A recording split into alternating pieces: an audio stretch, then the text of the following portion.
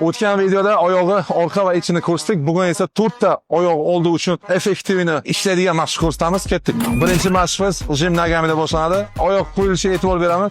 Iloji bo'lsa pastroqqa kamroq chiqaramiz, bakansa tushiramiz, bakansa ko'taramiz. Kerak emas tepaga odamlar qo'yib, katta toshlar qo'yib. Bizning maqsadimiz mushukdan ishlash. Atkazga yaqin, ili atkazgacha 4 podxod 12 tadan ishlaymiz. Ikkinchi mashqimiz gak trenajyorda bo'ladi. Oyoq qo'yilishi yelka kengligida. Sekin tushamiz. Bakansa. Va bakansa ko'tarmaymiz. Oyoq travma bo'lishi mumkin. Oyoq ichki qismini ham beradi va tashqari qismini ham beradi.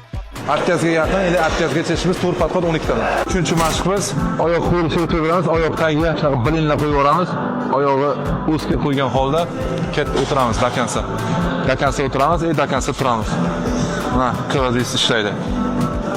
Bakansa o'tiramiz, bakansa turamiz. Muhim narsa aytib beramiz, hayla bel tekis turibdi.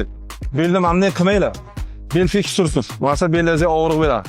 Xuddi shu mashqda 4 podxod ishimiz 12 tadan.